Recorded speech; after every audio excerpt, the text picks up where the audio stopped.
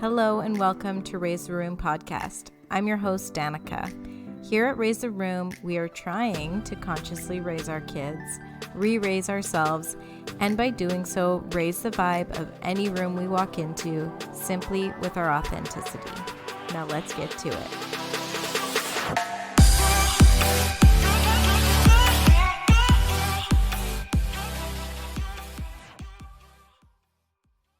Hello and welcome back to another episode of Raise the Room. I am Danica, your host, and today we are joined by Hayley Matches from This Unwasted Life. Hayley is an alcohol-free coach. She primarily helps women in their journey to figuring out how alcohol does or doesn't fit into their lives. And this episode, we get into Hayley's story and her message, which is just so special. She's all about bringing more joy into your life and living a more aligned life. And for her, it came when she decided to remove alcohol from her life. What is also really special is that Hayley is like my pseudo little sister. My family and I moved to a new community when I turned 7. And the whole plan was my dad was going to open an Italian restaurant. And we moved back to my mom's hometown, a small town. And eventually we were going to build a house. So we had to get a rental property in the meantime, and we rented this duplex, and Hayley's family lived behind and we lived in the front of the duplex. And Hayley's the same age as my younger sister, and they quickly became best buddies. And what you need to know about Hayley is that she is so easy to laugh with. Like, she is just a joy bubble herself. And I have so many fond memories of her being over at our house, and we have all of these dumb inside jokes from us just being silly together. I mean, she was my sister's best friend, but at the same time, it was always fun when she was there. So yeah, I just look back on that time so fondly with Hayley, and it's really neat to see her life come full circle. There was a period of time where we weren't really in each other's lives anymore. We're just as adults and, not talking very much. And it's been so special as she has created this community online called This Unwasted Life to reconnect. And so special to see that element of that joyful little girl that I knew be present now in her adult life. I think what she's doing is really inspiring. And yeah, honestly, it was just so fun to connect with her because when I think about Hayley, she brings a smile to my face. So this is an interview that I think you are really going to enjoy. We do have a little bit of audio issues that we fix. So it's not, if you're hearing some little like sounds, those will go away eventually. We figure it out. So I just want to put that out there to those of you that are like me, eye twitching, listening to something like that if it's going on. Hayley is also our first manifestor on the podcast. So in the beginning, when I go over her human design, this is new. So far, you've heard me talk about manifesting generators, and projectors. And Hayley is one of the 8 or 9% of the population that is a manifestor. So I think even just listening to her human design is interesting. And it's so cool to see how it truly matches up with her life. It's actually, there's so many times in the podcast where I interrupt her to tell her why she does or doesn't do something, which is probably insufferable, but I just wanted to say that so that you knew that we're getting some new information coming our way. In any case, I really hope you enjoyed this lovely interview with my longtime little sister, Hayley, from This Unwasted Life. Okay, Bo Bayless, Hayley, we're here. I'm so excited for us to podcast again together because I already did yours a while ago. Yes, I'm so excited to be here. Thank you for having me, Danica. And I'd love, even though I've already said something about you, for you to introduce yourself to the roomies. Hello, roomies. My name is Hayley Matches. I am a sober coach and a lover of living a joyful life and a life that you love. And removing alcohol is something that completely shifted that for me. I love to work with people to get them there, and I'm located in Vancouver, BC. And I have a dog that I love and a partner. I was gonna say, like, come on, talk about the dog. Yeah, Louie. She's a female Louie, and I love her. She's my dogter. I have no children yet myself, so I've never heard that. I love a dog tour. That's so yeah, cute. cute, right? So good. And she is your dog tour because you've had to really commit to this dog tour who drools all over your back seat of your car incessantly. I mean, that that's a bit much. It happens every time too. So I don't know what her issue is with the car. I think because when we got her, she had a pretty traumatic drive, so it must have hurt her. Yeah. So we need to get her more used to that. But Sorry, it's I'm very just wet. just like airing your dirty laundry right from the get-go. I'm like, her back No, seat is covered in saliva, everybody. it's the truth. Oh, so cute. Okay. Well, I'm so excited you're here and to chat. We don't get to chat enough as our, adult lives have evolved. So it's nice to get to spend some time with you. And I want to enlighten everybody, of course, about your human design because you are a very special human, as we all are, but you're extra special. You're a manifester and you're our first manifester on Raise the Room. So I'm really excited to talk to people and speak to what the manifester type is. So Hayley is a 1-3 emotional manifester. Let's start with manifestors. Manifestors are the only type that can create energy from nothing. So their gifts are to bring newness into the world, whether that's new ideas, new products, new movements, new ways of being, whatever it is, you have the ability to create and generate, yeah, new things. So manifestors are extremely powerful, bold types, and we feel that when they're around them. Their auras are have a very big, strong presence. Um, and it's said that when manifestors are born, like their parents from the get go can feel that their child is unique. Like they almost feel this little auric field around them. It's like, whoa, what's happened here? Who are they? So it's really amazing to be in the presence of a manifestor because they've always got constantly have ideas kind of flowing in. They're meant to pivot and change their minds a lot. And your life, often as a manifestor, is about going from like one project or interest to the next, which knowing you, that's totally what your trajectory has been, right? Um, Mhm.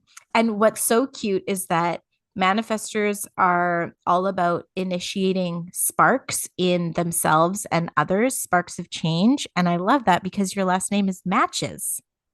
That's so cool. I know. What are the chances? I love it so much. So the okay, let's move on then because that is the manifestor type. And I remember when I talked to you about it, like manifestors are only, I think it's like 8 or 9% of the population. So you're really unique. And you have this ability to create change really quickly and create newness really quickly. But what's interesting about the manifestor type is you have the ability to do all of these things quickly and be very powerful, but you're not actually meant to like go hard all the time. You're similar to us projectors in that you need a ton of alone time, you need a ton of downtime. Manifestors are fiercely independent, like to a point where the people in their life feel like it's a fault, even Mhm. though it's just part of your nature to do things your way. So I'm curious how that feels for you to kind of know that you have the ability to go, go, go, or that you might feel the urge to go, go, go, but that it's actually in your design to just like do that when it feels right, but then to really hang back and lie low and rest when your body's calling for you to do so.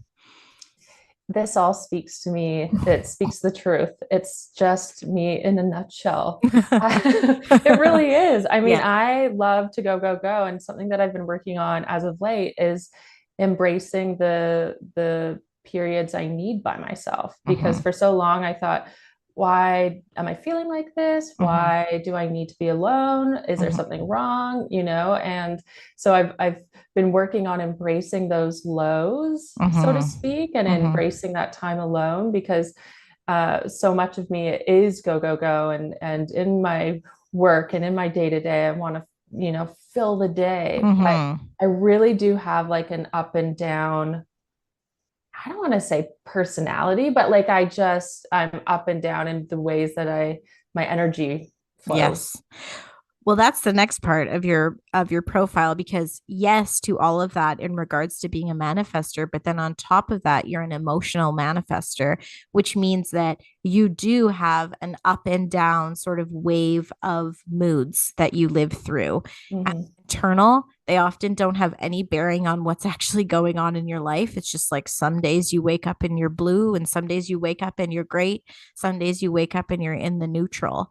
And being an emotional manifester or an emotional manifesting generator, you two share this, you two types, is you have this nature to change things quickly and you have ideas and pivot quickly and do things quickly. But when you're emotional, the key to alignment in your life is actually taking time with your decisions Hmm. and letting yourself like ride out those ups and downs before you commit to things. And it's a real innate tension sometimes that emotional manifestors and manifesting generators live in, because it's this like desire to move forward with things and go and jump on things, when really the best opportunities and the best alignment for you will come when you sit back and you wait a little bit for clarity. Yes.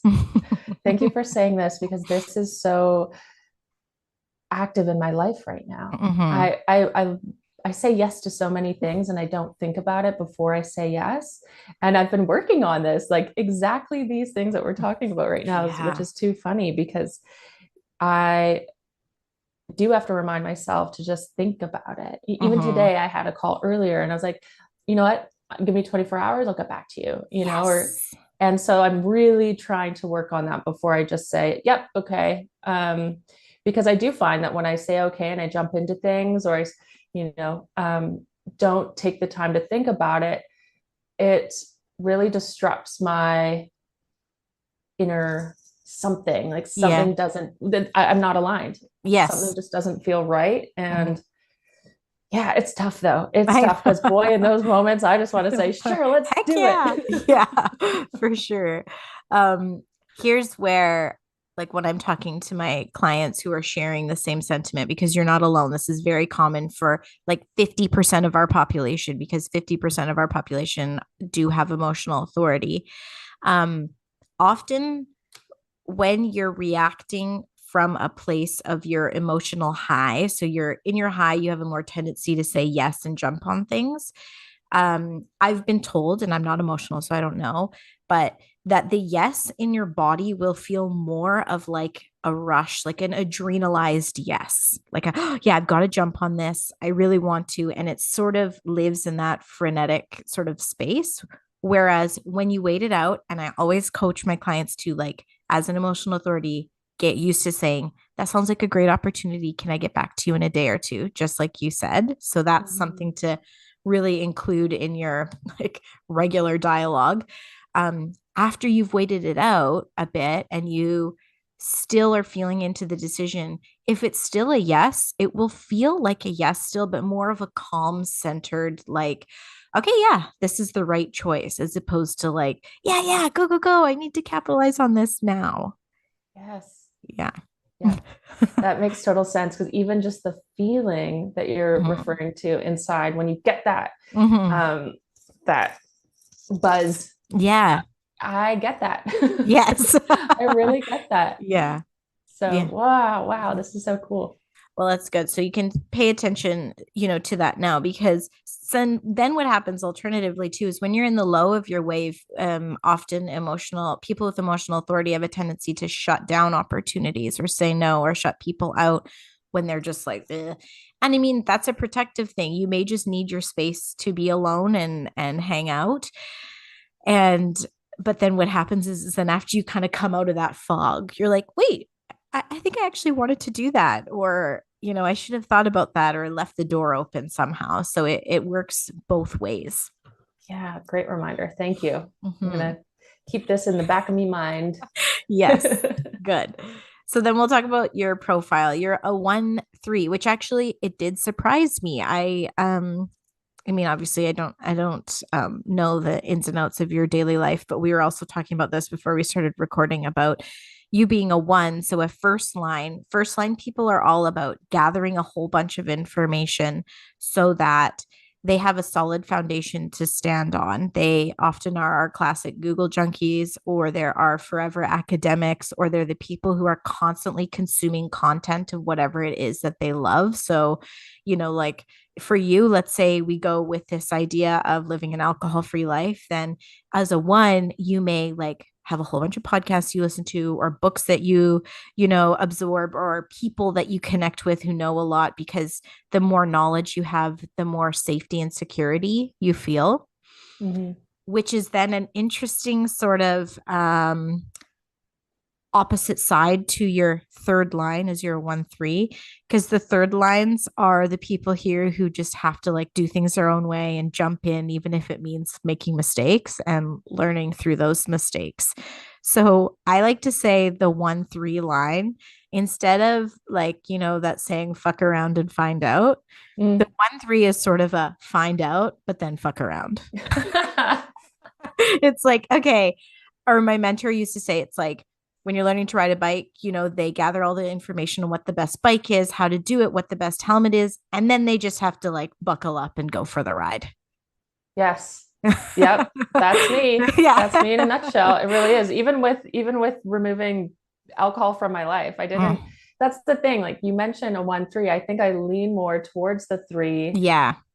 because I kind of just dive in Mm-hmm. and then learn Yes. and then figure it out as I'm going, more so than researching ahead of time. Yep. So it's kind of just what I did with alcohol Yeah. Oh, and this figured is it out as I went.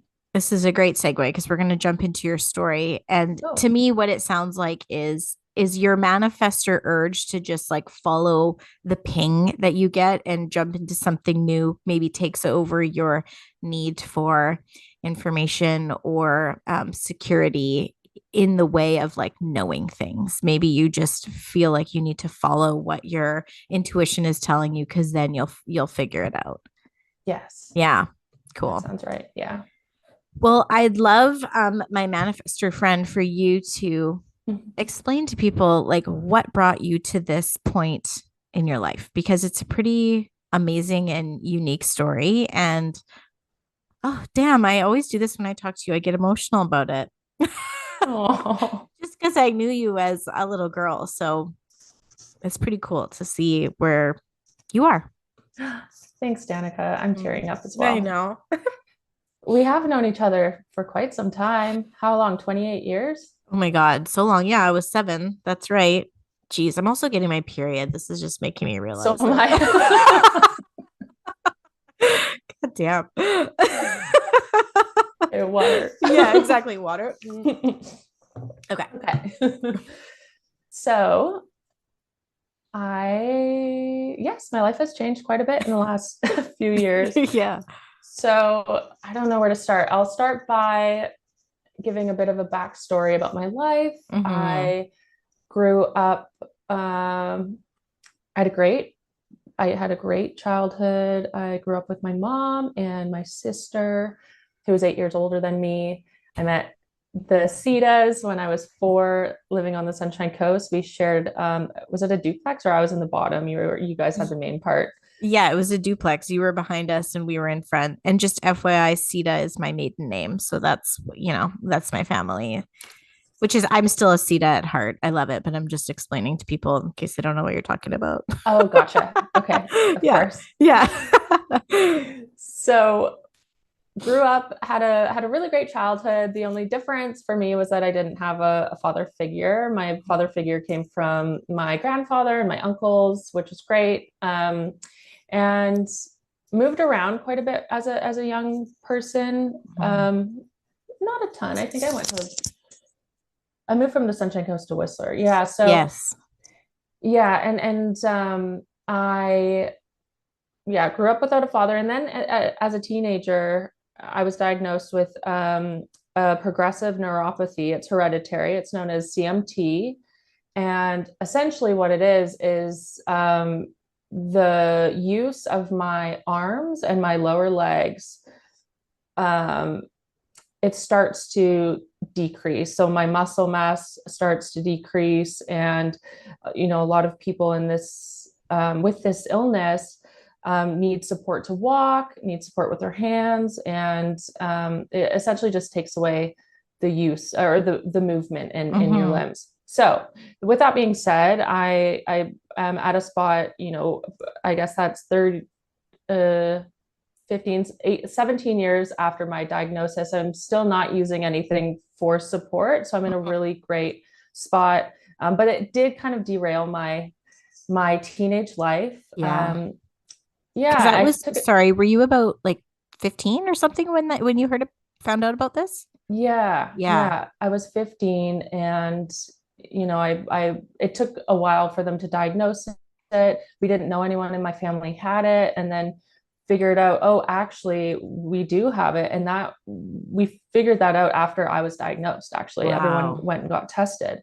And of course, this is on my mom's side because I don't know Yeah. anyone in my father's side. So I took that hard and I pretended it didn't exist, and I kind Hmm. of pushed it down, and because of that, I relied on alcohol for a lot more than I realized at the time. But Yeah. I really began to drink have more, well, like pretty heavy, but Hmm. not heavy being like every day. It became, when I did drink, I had a hard time stopping, and Mm. really didn't like the person I became with it. And Yeah. so, and then at 19, I ended up reconnecting with that father. I call him my sperm donor, Hmm. and didn't go so well. So there were just a few moments in my teenage life that kind of derailed me in a way. And I finally realized, and don't get me wrong, I have a great life, and I love my teenage years and I love my 20s, but there was something inside of me that really was not happy. And it was because I wasn't embracing um, who I am. Hmm. I really wasn't. I was Hmm. trying to pretend I was someone I wasn't. And I finally decided, after years of ups and downs of taking breaks from alcohol, and then, battling depression, and just really trying to figure out who I am, I decided to quit booze altogether. And Mm. that was at age 28. And I haven't looked back because Hmm. it so much felt aligned to who I am to not have that substance in my body at all. Yeah. And it clicked. And I did try quite a few times in my 20s. It wasn't just a one time, one and done thing. Yeah. It took me a while because I didn't want to accept it, because Yeah. alcohol is just so common in our society. And Yes. yeah, so I struggled, but I had a really great upbringing, and I worked in the film industry. So I started the film industry, and it very much aligned with my lifestyle. And again, I was very much a social drinker, but didn't have an off switch. Yeah. And so that's where my struggle was. And Hmm. I can see how all of the events in my youth, how that affected my drinking, and maybe why Yeah. I didn't have that off switch. Hmm. I recognize that far more now than I ever did while I was drinking. In fact, I didn't even Yeah. recognize it at all. Right. Yeah, and so the film industry was a great industry for me at that time. I loved it, the thrill of it. It was go go go all the time, long days, excitement every day. And as soon as I quit drinking, I something changed in me. I mean, so Mm. many things changed in me, but one of Yeah. the big things was, what do I desire in this life? What are my goals and my dreams, and who do I want to be? Because Hmm. now all of a sudden I had to figure out who that was. Hmm. Hmm. And I continued working in film for a bit, but something clashed, like something just didn't feel right. So I ultimately made the decision last fall to leave the film industry and start a new chapter of working with individuals and helping them with their relationships with alcohol, and really helping them build a life that they love, and that brings them joy. Because for so long I was living a life that didn't give me that, Mm. and Yeah. didn't give me that joy. So there was lots of little pieces in that story that I probably didn't touch on, but life just feels so much more aligned for me now than it ever has, being 4.5 years without alcohol and working in this new world, in coaching and in the sober space. I'm very active and I've made a lot of great connections. So yeah, that's what brought you here today. I also think it's important to acknowledge that, like, when you left the community that we knew each other from on the Sunshine Coast, you moved up to Whistler, which was obviously a world-renowned ski resort town. Very affluent area for the people that live there. Not that you and your mom were necessarily in that crowd in that way, but you went to school with all of them. And so I remember you saying in like your podcast, just like how normal alcohol consumption was there. And especially even for the teens, maybe at like an earlier age than other areas, just because it was sort of that affluent, easily accessible lifestyle. Does that resonate with you? Oh yeah, totally. Yeah. I mean, the norm was to drink at 13, I would say. Even some people at 12. Yeah, like that shocks me because I mean, I think drinking is normal everywhere. It's totally normalized everywhere. It's like an ingrained part of our society, which is what makes stopping so difficult. But 12 and 13, like I would say, even as a teacher, that's for a certain maybe handful of kids in each grade, but it's not the norm for a lot of kids. That's wild. I will say it might have not been the majority of people. It might have just been the crowd that I hung out with. Yeah. Gosh, you're 13 again. I hanged out right? Takes me right back. Yeah. But overall, it was a pretty big group because we went to high school in the 7th grade. We grew up a little quicker. There were so many events, so many people, so many kids, teenagers in Whistler for competitions. And that was just so much of the culture. Yeah, it's a party town. It's a party town. It totally is. Yeah. And so, that's really how I started to socialize in my teenage years. And by starting drinking at 13, it wasn't like, okay, now we're drinking all the time. It was like here and there experimental. And then by, I would say 15, it was far more regular with socializing, like parties and whatnot. But that also came at a pretty pivotal time in my life too. So we didn't get along, me and alcohol. And that's when it started. Please excuse me while I interrupt myself to talk to you about ways that you can work with me, Danica. You can sign up for a human design session with me where we go over your chart in depth, either a level 1 or a level 2 reading for those of you that have a little bit of base knowledge already. You can also sign up for a reading to get your own chart and your child's chart read, or really any secondary chart if you'd rather it be your partner.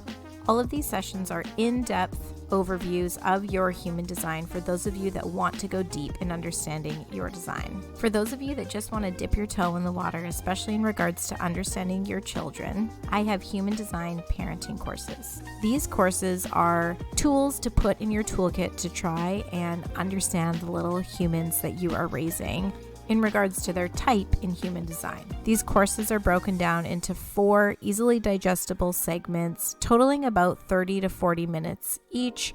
You can stop and start when you like, and we'll walk away with practical strategies for how to work with your child's design instead of against them. I've put a lot of love into these videos, both in my understanding of human design, but also my understanding of children from being an elementary school teacher and a mother going through the thick of it, just like you. When you purchase these courses, you're then also given access to what's called the remainder reading, where I go over the main elements of your child's chart, which then equates to having a full level 1 reading done of them. This reading is only available if you've already bought the Human Design Parenting course. It's very exclusive. Even though my website is currently under construction, this is still where you will be able to book a reading and find the courses. DanicaMarie.com. That's Danica with a C. or in my Instagram bio link tree at raise.the.room on Instagram. All right, enough of me. Let's get back to the episode, which I guess is more me.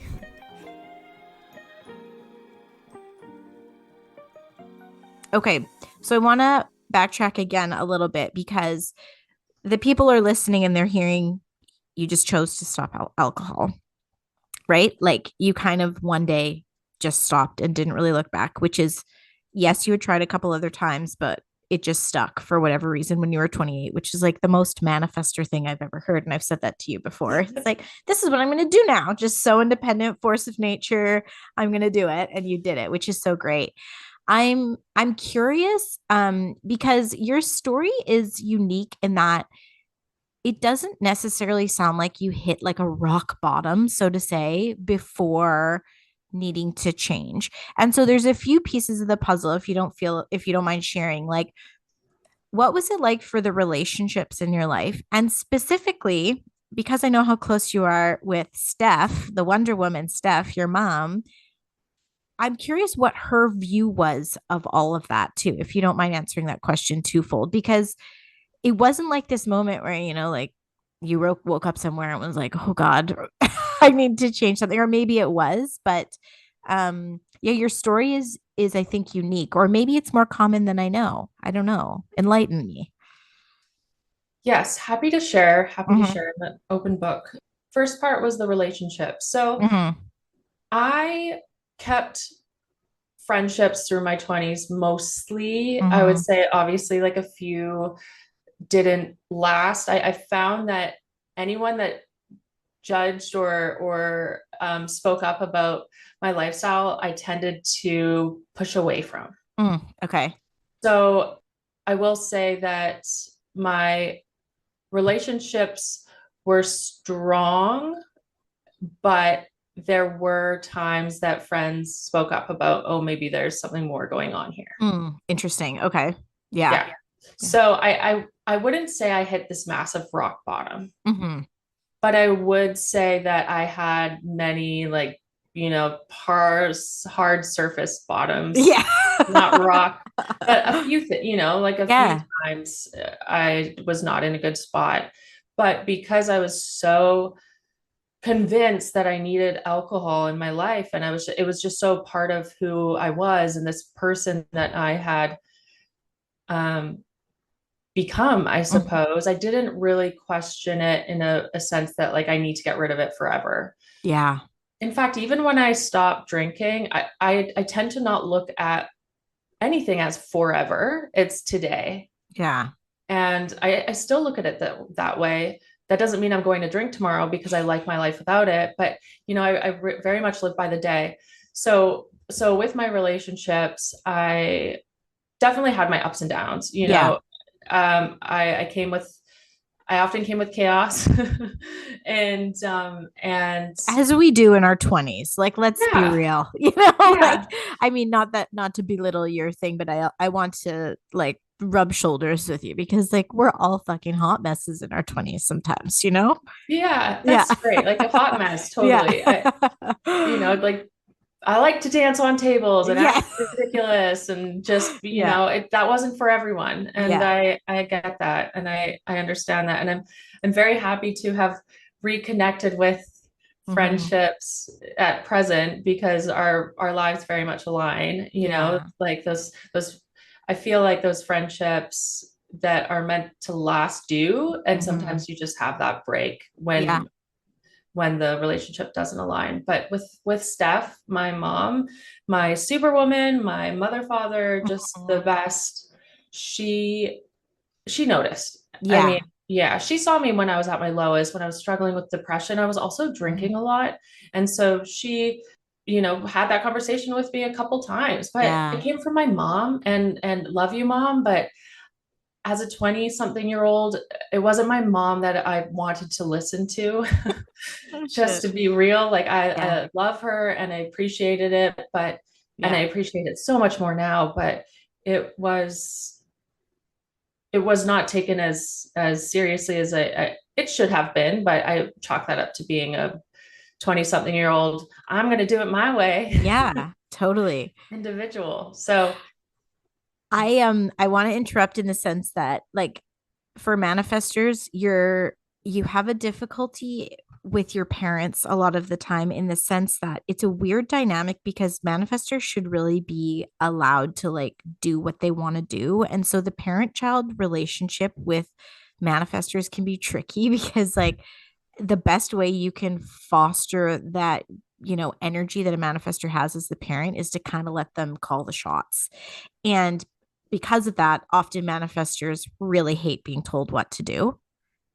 It's like don't, mhm. and actually us projectors are the same way. I'm sure my husband, if he's listening, is like no shit. But but then also on top of that, you were talking about your friendships that are made to last. They will come back around. As a third line, one of the themes in your life is called bonds made and bonds broken. And because you learn through experience as a third line, you often magnetize relationships that hit bumps in the road, and they're meant to serve you with opportunities to figure out whether the relationship is one that is meant to be mended and move forward with, or it's one that's meant to remain broken and learn from and just like leave it as is. So for you, it's so beautiful to hear that you've had people in your life come back around because that's that bonds mended thing. They were meant to. And this is a truth for all people, but it's heightened when you have that third line in human design. Wow, that's Mhm. really cool. Yeah. I think there's a stereotypical sort of road or story that we hear about getting to sobriety. And I feel like it's so refreshing to hear something that's a little bit more unique, where you're like, it was just sort of a culmination of moments and time feeling like not myself, feeling like, who am I? That then led you to this change, which is so amazing because I think a lot of people would have just continued on autopilot.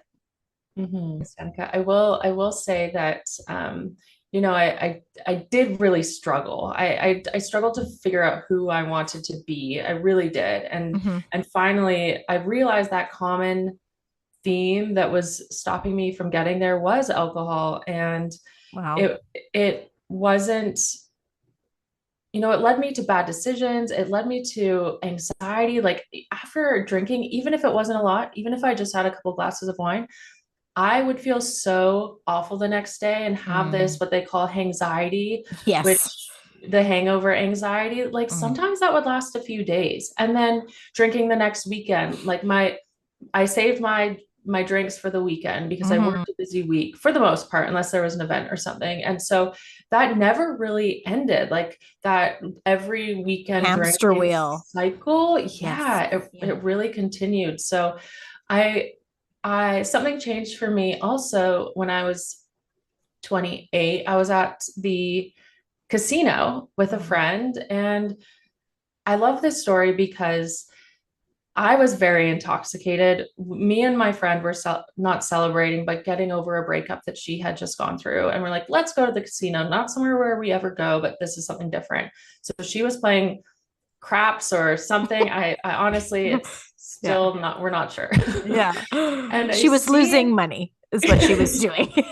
pretty much, Yeah. yes. And I was just cheering her on because I Yeah. don't play. Yeah. And I see this person walking down the casino, and something just drew me to him. It was like automatically, it was a magnet. It's just this magnet Yeah. force. He came over, and from that point on, we have not left each other's side. And that was almost 5 years ago. And it's really as simple as that. Like we were together immediately and could Mhm. not stay away from each other, and we're still very much like that. And Yeah. he is someone that I stopped drinking with. So Yeah. So what's cool.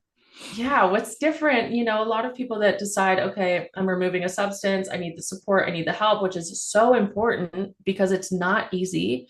Mhm. Because I had him and I had that support, someone that I could talk to that got it because Mhm. we were going through it together, that made the process not easy, but easier Yes. because I had that person to talk to and to connect about it. So Yeah. that's something that's so special to me because we're both on this path together, and I'm not so alone, which I know a lot of people can feel when they decide to stop drinking because they don't I didn't know anyone else that Yeah. didn't drink, you know, like Yeah.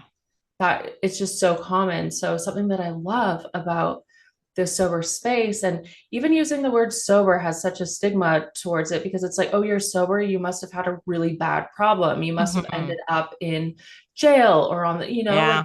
there's this stigma around it, and everyone's story is so different, and some Hmm. people just don't like the way that it makes them feel and decide to stop drinking and identify as sober or as alcohol free or as however they want. And that's what's so beautiful about it, because it's not black and white. And I Yeah. think we thought that for so long because the Yes. only place to go to get help was AA. And there's nothing wrong with AA. It helps a ton Hmm. of people. I have loved ones it's helped, but it wasn't for me. That Hmm. that that community wasn't for me. And I know it's not for a lot of people because it's scary Hmm. and it doesn't work for everybody. But nowadays there's so many resources and great communities out there of people living their best lives without booze, regardless if they hit a rock bottom or not. They just don't like the Yeah. way it makes them feel. Yes. And so that's what I love. And so now I'm connected with so many communities that I wasn't in the beginning. If I was, it would have been so much easier. But Hmm. they didn't really exist at that time. No, like I think it's blown up in the last little while. There's so much more coming across our social media feeds just about this lifestyle. And I know, like for me, as I've gotten older and become a mother, and I'm up at the butt crack of dawn every day, and you just get into your 30s, and even sometimes just having one glass of wine the next day means like I have anxiety and I feel like shit. It's like I hardly have alcohol anymore, and that's just naturally happened because like the benefits are not outweighing the cons Right. anymore. It does not feel good. So it has to be a really special something for me to feel like, yeah, okay, I'll have this, but it's a total one drink thing. And Mhm. so I think that happens for a lot of people just as their life progresses naturally, where it like no longer fits in, especially in the parenting world. But it's cool that there's such a community for people who maybe aren't in that phase of their life. And so the opportunities to go out, be with friends, drinking are still so ever present. I mean, God, I never get to go out anymore, right? Like that's not something I face, like it's literally me deciding if I'm going to have a drink on the couch in the evenings. Like, and that's just not, I've never done that. So I think it's so special that there are these resources and there's people like you sharing online about this. And you always share the best booze free cocktails and drinks. Like, I swear your Instagram makes me thirsty. Really? Because you always are like trying new, mocktails or like showing us your delicious iced coffee that I'm like, heck yeah. So it's neat because there also is, while there's more emotional support, there's also more physical like choices in the world now too, right? Yes. Mm-hmm. It's so cool. In the last like 3 years, since COVID, really, it really changed Yeah. things. And this market is booming. Yes. I'm not gonna quote the statistics because I don't know the exact number, but it is significantly increased. Yes. And try a lot of these different alcohol-free brands because that very much works for me. And I know it Yes. doesn't for everybody, but I love having a drink. I love Yeah. having something in my hand. I love that social Yes. cheers, let's celebrate life. The But I like connector. to do that. Yeah, the Yeah. connection. Yeah. And my message is very much like you don't need alcohol to do that. Yes. And because there are so many great options, even if you're just reducing your alcohol intake in a night, you have something that you can switch out with that's not like a Diet Coke or Yes. whatever they Cran have and it. soda. Yeah, Yeah. yeah, at the bar. Yeah. And oh my gosh, some of the alcohol-free beers Yeah. and cocktails, there's just so much. Yeah. I love it. I just love it. That's so great too. I know. I agree. I love getting myself some booze-free drinks to bring somewhere. Actually, one that I've talked about on my Instagram before that I still love that's not boozish at all, but I love those kite sparkling teas. Have you tried those yet? Kite, is it called? Yeah, it's like KYTE, and it's like a cold tea in a can, but it's also sort of, I think they've got like ashwagandha and stuff in them. Like they're Adaptogen. super yummy, but they're not sweet because I also try and avoid sugar as much as I can because whatever. And those ones don't have any sweetener in it. So for a non-sweet alcoholic drink, I love those. Non-alcoholic Ooh, drink. I'm Yeah. gonna write that down. Yeah, yeah. There's a couple. They've got like hibiscus and like a citrusy one. But yeah, they're Canadian made in Ontario. I was gonna ask, is it a Hmm. Canadian brand? Yeah, Awesome. you can get them at Save On, and then other like specialty stores. But that's the big chain they're in. Ooh, Yeah, thank you. so good. And let's also touch on the fact that your handle is genius. Like as a teacher over here, I love a double entendre. I love a pun. This unwasted life. How did you come up with that? It's so good. Thank you, Yeah. Danica. I Did you Google it? No. no, no. No, honestly can't remember. So Yeah. I actually over COVID, out of boredom because I lost my job, or Mhm. we went on a hiatus in the film industry. Right. I thought, what should I do? And I started blogging, but under the name So 30, which was sober at 30. I was turning 30 that year. Right. And so that's how I kind of dove into the Instagram world and blogging and kind of that side of things, which I hadn't done really before in that way. And so when I started working heavily back in film again, I ended up deleting all of that. Mm. And I stepped away from all of that for about 8 or 9 months.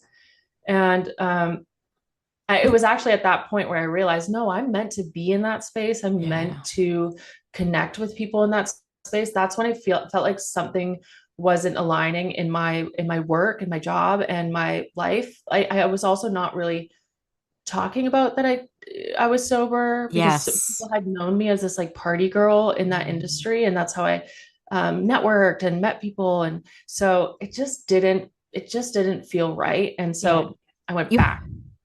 you had your inside life and your outside life.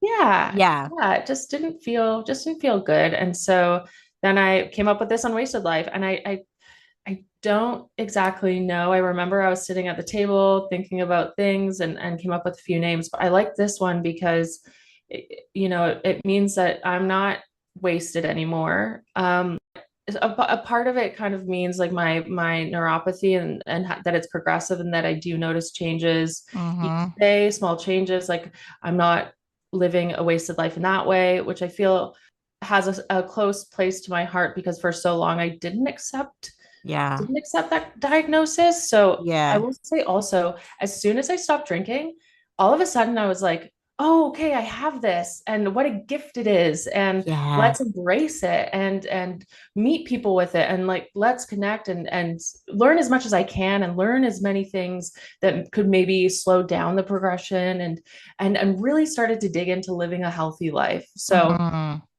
So yeah, this unwasted life just means so much. Obviously, I'm not getting wasted, and I feel like I'm living each day as meaningful as possible, whether that's laying low and just embracing that low Yeah. or staying super busy. Every day is a gift and should not go to waste. So Yeah. Oh, it's so good.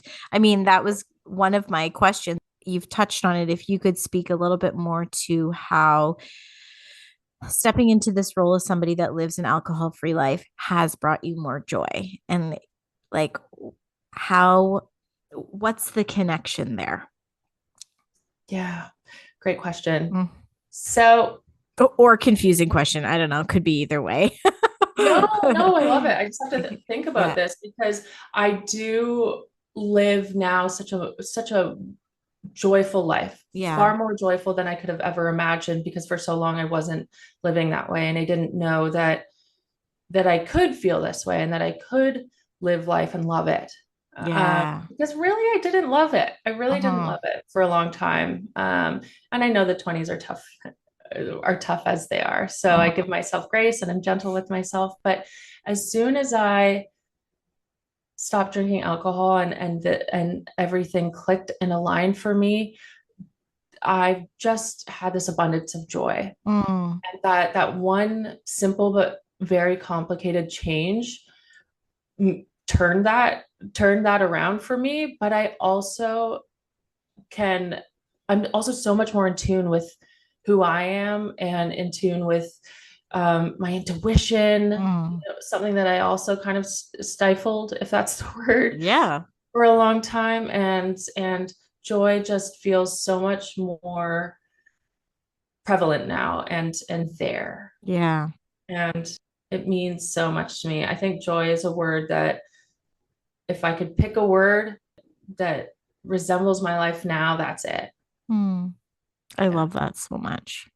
Thank you. It's so interesting too, because it's like, you know, there's obviously some direct correlations where you're not experiencing anxiety. And so, or the low that comes after drinking, which robs you of joy. So there's like almost the physical direct results of not having it. But then there's also just that opening for finding out who you are and leaning into your authenticity because you have more time and space. You can grow to be more assured of yourself. You're not on autopilot. So there's this presence that then brings joy. And sort of, because you know, you touched on this unwasted life with your diagnosis as well. I never even thought about it in that capacity, but there's this gratitude that you're emanating that yeah, always leads to more joy. That's you said it best. That's Mm. totally it. Gratitude's my other word. I have them Yeah. written. Okay, you can have two. We'll let you have two. Okay, so before we get onto our this or that, I would love for you to share with people how they can work with you, where to find you, anything you want to share to sort of network with the roomies.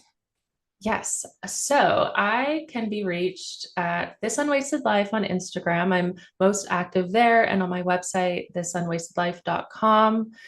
I have a resources page on that website. If you're thinking about ditching the drink or reducing your alcohol intake, there's a lot of great podcasts and book ideas. And you can also connect with me there if you want to learn more about coaching and what that looks like. I offer a free discovery call. It's 30 minutes. We get to know each other and see if it's something that you'd be interested in. There's never any pressure to move forward on that call. We can just connect and say hi. And I'm also a host on a page called the No Booze Crew. And the handle is actually No Booze Crew, not the. And it's a group of women that decided to remove alcohol, and we all host on the page, and it's a really great resource as well. We do free weekly meetings. So if you want to join and just get to know some other people that either don't drink or are sober curious, it's a really fun time on Wednesday evenings. And where else? I'm on TikTok, but I'm not active. You're active. I love your TikTok. Oh my gosh. I haven't done anything in weeks, but thanks. I share what I share. My latest idea after being away for the weekend, and I told Derek this, was that I have an idea to do a TikTok where it's like, tell me you're at your mother or mother-in-law's house without telling me you're at your mother or mother-in-law's house, and then you just zoom in on a used tea bag that's sitting on the counter. Does your mom do that? My mom does too. Why are you going to use the tea bag twice? Are you? I do that. Okay, so maybe it's not it's accurate. it's to actually I don't put it on the side. I put it like right in the sink so it drains out Yeah. before I Oh put yeah. it I in the just like compost. anywhere. It's used tea bag in the sink. It's on a Yes, spoon on the counter. It's in an old mug or that's totally. Oh my gosh, that's me. So you could also put in Hayley's house. Haley's house. So good. I was just like, I think it's so funny. It's like such a specific site for me. Like when I see that, it's like I'm at my childhood home. Or, and then now my mother in law does it. She's a tea drinker. So always, like when I'm at her house, there's a tea bag somewhere. And I just think it's Oh my so gosh. specific, but has nothing to do with my TikTok account. But I was just like, I feel like I should make this. I feel like people can relate. I think people will relate for sure. Yeah. Yeah. So good. Cool. Well, let's end with our this or that question, which I never seem to have ready. Let's get it going, Danica. Here it is. So, you ready? I'm ready. Okay. Mountains or beach? Oh, I know. beach. She's a Vancouver girl, so she's got both. Mhm. Yeah, Lucky. beach. It's got to Yeah. be beach. Okay. Cats or dogs? Dogs. Duh. Coffee or tea? Coffee. I do Okay. like tea, but Gotta go with coffee. Iced or hot? Iced, because I need my coffee at a very like lukewarm temperature. I'm a weirdo and Okay. hot things hurt. Okay. Yeah, that's interesting. Lukewarm coffee. Okay. It's weird. Okay. Vacation or staycation? Vacation. Passenger or driver? Driver. Love it. Manifestor. You're like, let me do the fucking thing. Get out of the way. Okay. Pizza or tacos? Pizza. Oh, you were the quickest person to answer that. That one always causes people great stress. It's hard. That is a tough one. That's a tough one. Attend a party or host a party? Host. Oh, I love that.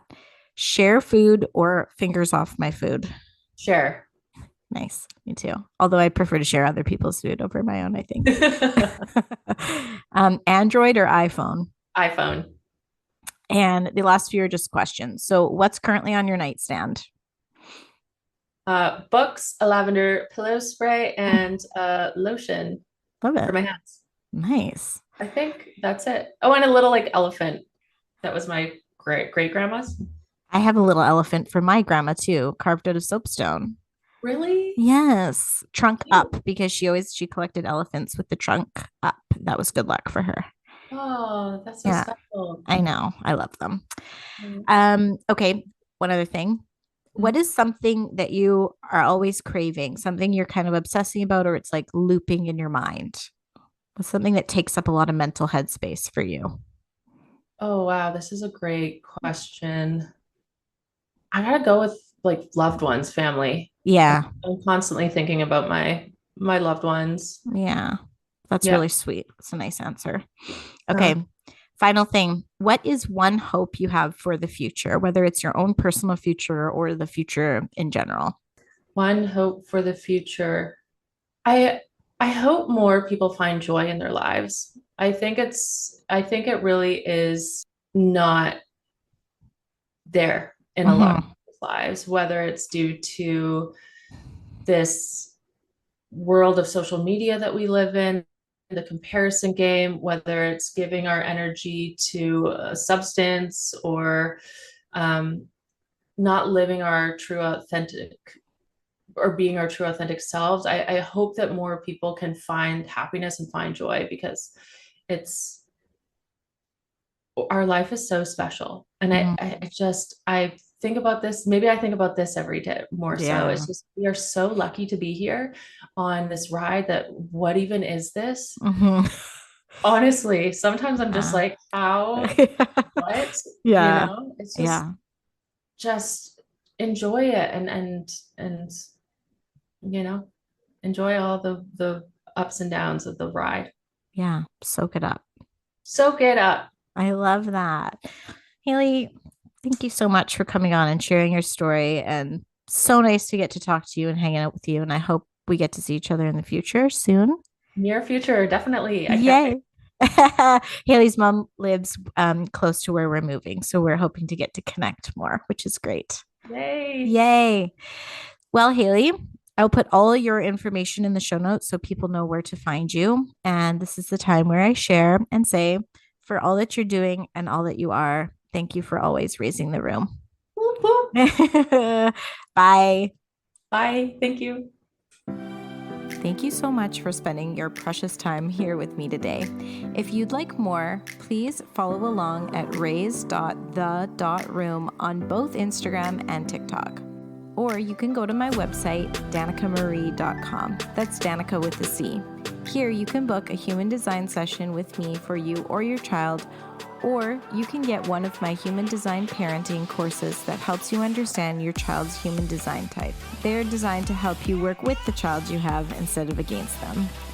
And finally, if you're still here, this would be the point where I'd ask you to rate and review the podcast, except just saying it out loud makes me want to die. So instead, I'll say, please share with a friend.